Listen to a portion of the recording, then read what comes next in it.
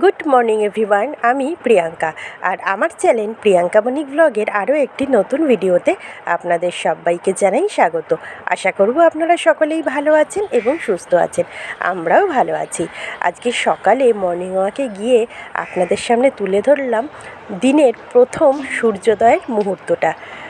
আপনারা অবশ্যই জানাবেন কেমন লাগলো। মর্নিং ওয়াক সেরে এসে ছাদে আসলাম। ছাদে এসে দেখলাম গাছের গোড়ায় তো প্রতিদিনই জল দেওয়া হয়, কিন্তু গাছগুলিকে একটু স্নান করাতে হবে, কেননা অনেক দিন বৃষ্টি হয়নি। তাই বালতি করে জল এনে সবকটা গাছে যতটা পেরেছি একটু ওপর থেকে ভালো করে জল ছিটিয়ে স্নান করিয়ে দিয়েছি। কেননা আমাদের যেহেতু রাস্তার ধারে বাড়ি, সেই কারণে গাছের পাতায় অনেকই ধুলো ময়লা জমে গেছিলো। তো বৃষ্টিতে সেগুলি সুন্দরভাবে ধুয়ে পরিষ্কার হয়ে একদম চকচকে সবুজ রঙের পাতা বেরোয়। তবে অনেক দিন যেহেতু বৃষ্টি নেই, তাই আমি মাঝে মধ্যেই থেকেই গাছকে কিন্তু স্নান করিয়ে দিই। এই 5-6 দিন হলো স্নান করানো হয়নি দেখে ধুলোটা একটু বেশি পড়ে গেছিলো। আর এই কাজটা আমি এর আগে কখনো আপনাদের সঙ্গে শেয়ার করিনি। আজকে ভাবলাম না, আজকের একটা নতুন কাজ আপনাদের সঙ্গে শেয়ার করা যাক। তো সেই কারণেই প্রথমেই গাছগুলিকে জল দিয়ে দিচ্ছি। গাছে জল দেওয়া কমপ্লিট। এবারে চলুন ফুলগুলি দেখিয়ে দিই। তবে আপনারা বুঝতেই পারছেন, আজকেও কিন্তু সকালবেলায় ঝোড়ো হাওয়ার মতন খুব সুন্দর হাওয়া বইছিল। আর সত্যি কথা বলতে সকালবেলাটা এত সুন্দর লাগে না, পুকুর পাড়ের চারপাশটা বা ছাদে উঠে কিছুক্ষণ সময় একান্ত কাটাতে আমার বেশ ভালো লাগে একা থাকতে। এই সকালবেলার সময়টা কিন্তু চারিদিকটা শান্ত, নিস্তব্ধ, নিঝুম একটা পরিবেশ, আর তার সঙ্গে ফুরফুর করে ঠান্ডা হাওয়া। মানে বলে বোঝাতে পারবো না কতটা মনোরম একটা পরিবেশ তৈরি হয় প্রতিদিন। তো চলুন আপনাদেরকে আজকের একটা নতুন জিনিস দেখালাম। বুঝতে কি পারলেন? এটা হচ্ছে কামরাঙা গাছের ছোট্ট ছোট্ট ফুলের কড়ি এসছে। আর দেখুন, এগুলি হচ্ছে সবেদা গাছের ফুলটা ফুটেছে, এবার সবেদা হওয়ার অপেক্ষায়। তো এই পাশে লঙ্কা গাছগুলিতে বেশ অনেক লঙ্কা হয়েছে, তবে আজকের আর লঙ্কা তোলা হয়নি। এদিকে ঘি লঙ্কাগুলিও কিন্তু দেখুন পেকে গেছে, লাল হয়ে গেছে, বেশ সুন্দর। টিয়া পাখি থাকলে জানেন তো বেশ ভালো হতো। টিয়া পাখি পাকা লঙ্কা খেতে কিন্তু বেশ ভালোবাসে। তবে আজকে যেহেতু বৃহস্পতিবার, তাই সকালেই স্নানটা সারিনি। জামা কাপড় ধুয়ে ছাদে নিয়ে চলেই গেছিলাম একেবারে। এসে রান্নাটা বসিয়ে দিলাম। ওদিকে ভাতটা হচ্ছে, তবে ভাতটা বসিয়ে রেখেই আমি ছাদে গেছিলাম, তাই ভাতটা অর্ধেকের বেশি হয়েই গেছে। আর একটু হলেই ভাতটা উপুড় করে দেবো। আর এপাশে এখন আমি মাছ ভাজা বসিয়ে দিলাম। কালকে যে দেখেছেন জ্যান্ত তেলাপিয়া এনেছে, আজকে সেই তেলাপিয়া মাছ দিয়ে সর্ষে পোস্ত দিয়ে তেল ঝাল করব, মানে সর্ষে বাটা আর পোস্ত বাটা দিয়ে মাছের ঝাল করব। খুব একটা তেল আমি দিইনি। তো মাছ ভাজাগুলি তো হয়ে গেল। এবারে কড়াইতে কালো জিরে ফোড়ন দিয়ে, তবে তার আগে আর একটু তেল দিতে হবে, কেননা আমি একদম অল্প তেল দিয়েছিলাম মাছ ভাজার সময়। আর একটু তেল দিয়ে দিলাম। এবারে কালো জিরে ফোড়ন দেবো।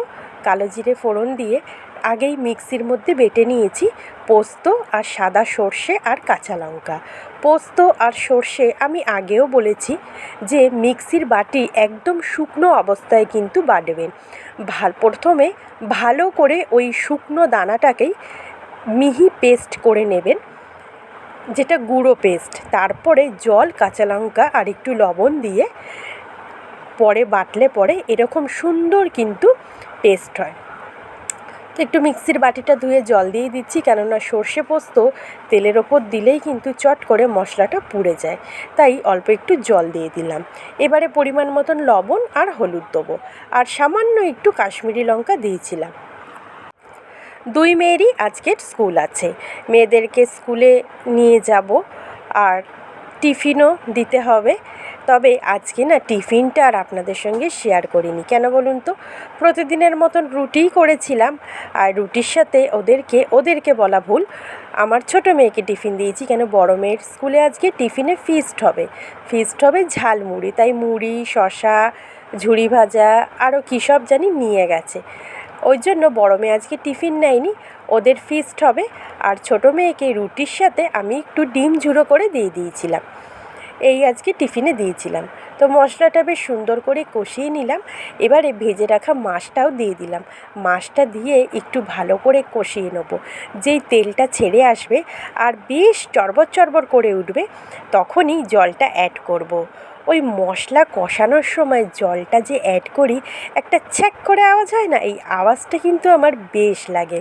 আমি তাই গ্যাসটাকে একদম হাই ফ্লেমে দিয়ে দিই, মশলাটাকে একদম তাতিয়ে ফেলি, যাতে জলটা দিলেই ছ্যাক করে আওয়াজটা উঠবে আর আমার কান থেকে একদম মনে চলে যাবে আওয়াজটা। এতটাই ভালো লাগে ওই আওয়াজটা। তো যাই হোক, জলটা অ্যাড করে দিলাম আর দেখুন সামান্য একটু ফুটে যেতেই আমার তেলাপিয়া মাছের সর্ষে পোস্ত বাটা দিয়ে ঝাল কিন্তু রেডি। আর এখন করে নেব এই গরমে আমাদের সবারই খাওয়া খুবই প্রয়োজন লাউয়ের একটা খুব সুন্দর রেসিপি, লাউয়ের শুক্তো। তো চলুন বেশি কথা না বাড়িয়ে রেসিপিটা শেয়ার করে ফেলি। প্রথমে কড়াইতে অল্প পরিমাণ তেল দেবেন। তেল দিয়ে তেলের ওপরে একটুখানি রাঁধুনি আর একটু আদা জিরে বাটা দিলাম। দিয়ে এবার আদা জিরেটা তো খুব চড়বড় চড়বড় করছিল দেখে একটুখানি জল অ্যাড করে দিলাম। জলটা দিয়ে পরিমাণ মতন লবণ আর হলুদ গুঁড়ো দেবো। দিয়ে একটুখানি কষিয়ে নিয়েই লাউটা অ্যাড করে দেবো।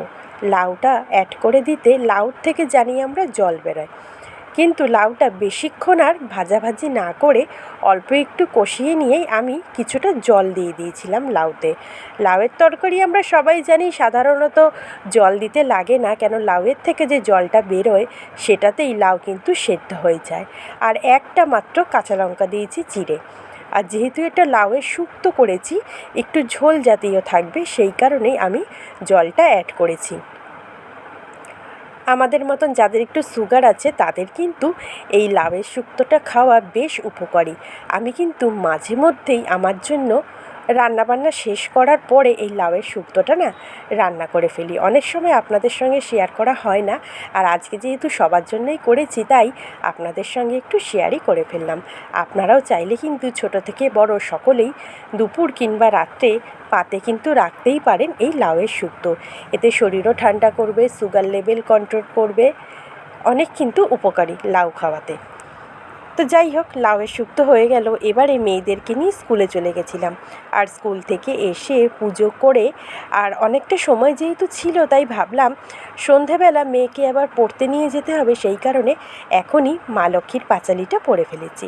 আজকের মতন ভিডিওটা এখানেই রাখলাম। আশা করি ভালো লাগবে, আর ভালো লাগলে অবশ্যই চ্যানেলটা সাবস্ক্রাইব করে পাশে থাকবেন আর লাইক শেয়ার কমেন্ট করবেন। আর ভিডিওটি দেখার জন্য থ্যাংক ইউ সো মাচ।